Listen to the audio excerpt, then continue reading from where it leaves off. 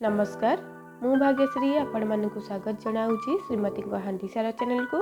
आज मुझे पनीर और फूलकोबी रसार रेसिपी नहीं आसी। यह खाइबा बहुत टेस्टी लगी थाए। आपण भात रुटी नान परोटा पिठा पलौ सहित कॉम्बिनेशन करी खाई परिबे। वीडियो को आरंभ शेष पर्यंत देखंतु। जदि वीडियोटी भल लगे ताहले लाइक शेयर सब्सक्राइब करने को भूलिबेनी। चलंतु आरंभ करिबा आज रेसिपी। प्रथमे गोटे डिश रे किछि पानी गरम होगा रखी देइछि। गोटे मीडियम साइज रो कोबी को बड़ बड़ पीसेस रे काटिकी रखिछि। एबे सही कोबी गुडी को गरम पानी रे 5-7 मिनिट पई पके देबा। सेतिरे अल्प किछि लूण अल्प हल्दी गुंड पके देबा, जहा द्वारा कोबी रे थिबा समस्त जर्म गुडी को नष्ट होई जिवो और हमर कोबी बहुत भल भाबे परिष्कार होई जिवो। एबे कोबी गुडी को एक प्लेट को मु काढी देउछि और यह ठंडा हवा पाई छाड़िबा। चलंतु एबे मसला प्रिपरेशन करिदेबा। मसला पाई 10-12 कला रसुण किछि अदा फारे पियाज 2 चम्मच पोस्त देई आमे एक मसला पेस्ट तैयारी करदेबा। प्रथमे ब्लेंडिंग जार रे पियाज रसुण अदा पोस्त को देई देबा। एतिरे गोटे खंड डालचीनी काठी पके दबा। यार स्मूथ पेस्ट रेडी कर देबा। पेस्ट रेडी हो गलानी। एबे चलंतु रोसई आरंभ करिबा। प्रथमे कढ़ाई ऊपर तेल किछि गरम होगा को रखी देइछि। तेल गरम हेले सेतिरे आमे लेइथिबा 100 ग्राम पनीर को दे देबा। पनीर को मु स्क्वायर साइज रे काटिछि। एहा को हल्का लाल हेला पर्यंत भाजी देबे। पनीर फ्राई हो गलानी हमर भलो हबे। एहा को प्लेट को काढी देबे। एबे सही तेल रे काटिकी रखिथिबा आलू गुड़िक देदेबे। आलू गुड़िक टिके बड़ बड़ पीसेस रे कटा होईछि। आलू सिझिया पई एहाकू 5-7 मिनिट पर्यंत कवर करी कुक करिवे। एबे देखंतु आलू हमर पूरा भल भाबे फ्राई होई गलानी। एबे एहाकू गोटे प्लेट को काढी देबे। एबे सही तेल रे रखिथिबा कोबी गुड़ी को देदेबे। कोबी को तेल रे 2-4 मिनिट पर्यंत फ्राई करिवे। कोबी फ्राई हो गले यह को एक प्लेट को काढी देबे।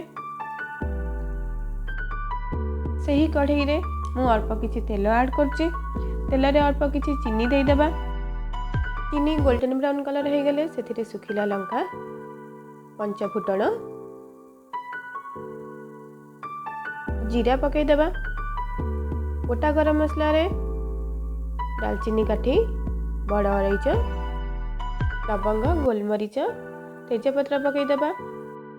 यह तेल रे 2 मिनिट पर्यंत भल भाव फ्राई करिबा। एबे काटिकी रखिथिबा गोटे बड़ पियाज को पकईदेबा। पियाज को कंचा स्मेल जीवा पर्यंत यह तेल रे भल भाव फ्राई करिबा। पियाज हमर गोल्डन ब्राउन कलर हो गले एबे आमे सेथिरे गोटे बड़ चम्मच काश्मीरी रेड चिली पाउडर पकईदेबा। यह राग न थाए किंतु रंग बहुत भल आसी थाए तरकारी रो।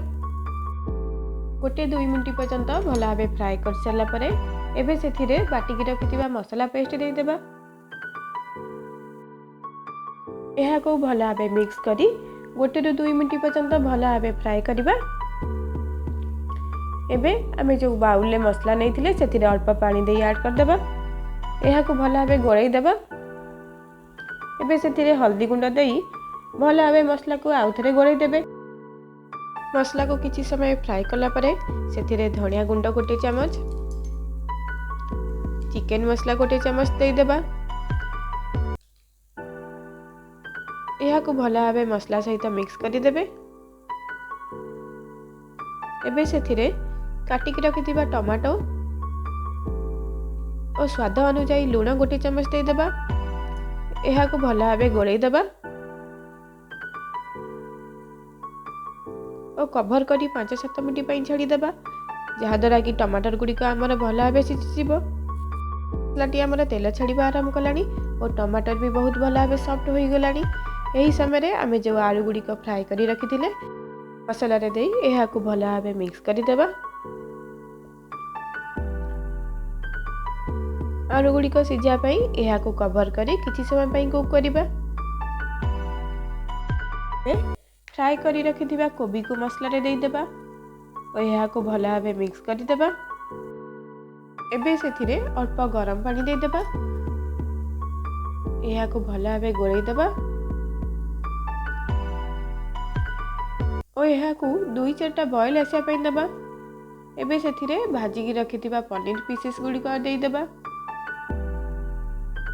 यह को भल भाव मिक्स कर देबा। कवर करी किछि समय कुक हवा पई छाड़िबा जेमिति हमर समस्त पनीपरिया गुड़िक भल भाव सिझी जिवो। ता गरम मसलार फ्लेवर बहुत भल भाव तरकारी रे मिसी जिवो। तरकारी हमर कुक हो गलानी। बहुत सुंदर वासना आसुची। बहुत बढ़िया कलर भी होईची। हमर पनीर आलू कोबी बहुत भल भाव सिझी भी जाइची। एबे सेथिरे दालचीनी गुंड आधा चमच पके देबा।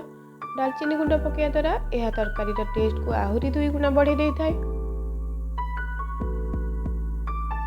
एबे काटिकी रखिथिबा अल्प किछि धनिया पत्र दे देबा।